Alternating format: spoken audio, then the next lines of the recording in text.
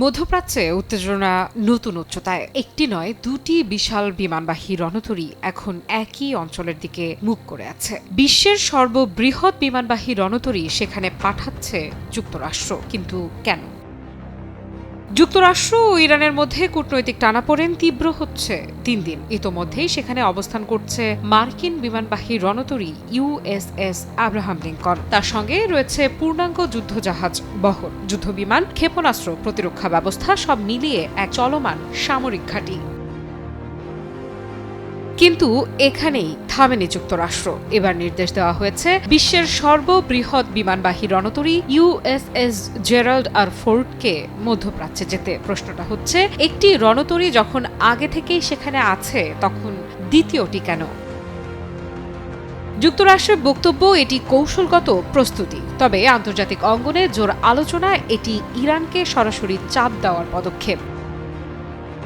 মার্কিন প্রশাসনের শীর্ষ পর্যায়ে চলছে হিসেব নিকেশ। মার্কিন প্রেসিডেন্ট ডোনাল্ড ট্রাম্পের প্রথম মেয়াদের সময়কার কঠোর নীতির ধারাবাহিকতায় আবারও তেহরানের ওপর বাড়ছে চাপ। দাবি তোলা হয়েছে ইরানকে পারমাণবিক কর্মসূচির পাশাপাশি ব্যালিস্টিক ক্ষেপণাস্ত্র কর্মসূচিও সীমিত করতে হবে। এছাড়া আঞ্চলিক মিত্র গোষ্ঠীগুলোর প্রতি সমর্থন বন্ধ করতে হবে। কিন্তু ইরানের অবস্থান স্পষ্ট। তাদের ভাষায় জাতীয় নিরাপত্তা নিয়ে কোনো আপোষ নয়। ক্ষেপণাস্ত্র কর্মসূচি তাদের আত্মরক্ষার অংশ এবং তা নিয়ে কোনো আলোচনাই হবে না। এই অবস্থানে ইরান নিজেদের এক ধরনের প্রতিরোধের প্রতীক হিসেবে তুলে ধরছে। তারা বলছে চাপের মুখেও নীতিতে অনড় থাকবে। অভ্যন্তরীণভাবে এই অবস্থান অনেকের কাছেই সাহসী বলে বিবেচিত হচ্ছে।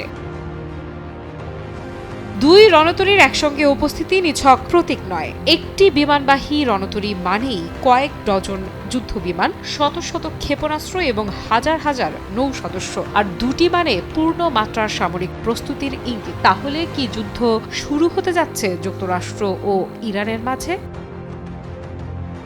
এ মুহূর্তে সরাসরি যুদ্ধের ঘোষণা নেই, তবে কূটনৈতিক ভাষা ক্রমেই কঠোর হচ্ছে। যুক্তরাষ্ট্র বলছে চুক্তি না হলে বিকল্প পথ খোলা আছে, আর ইরান বলছে চাপ দিয়ে তাদের নতি স্বীকার করানো যাবে না। বিশ্লেষকদের মতে এটি শক্তির লড়াই যেমন, তেমনি মনস্তাত্ত্বিক চাপের খেলাও। সমুদ্রে ভাসমান এই রণতরীগুলো আসলে বার্তা দিচ্ছে কে কতদূর যেতে প্রস্তুত। মধ্যপ্রাচ্য অতীতেও বহুবার বড় সংঘাতের সূচনা দেখেছে। ইতিহাস বলছে সামরিক সমাবেশ অনেক সময় কেবল সতর্কবার্তা হয়, আবার কখনো সেটিই হয়ে ওঠে আগুনের স্ফুলিঙ্গ। আফরিন ইফরা, নিউজ 24।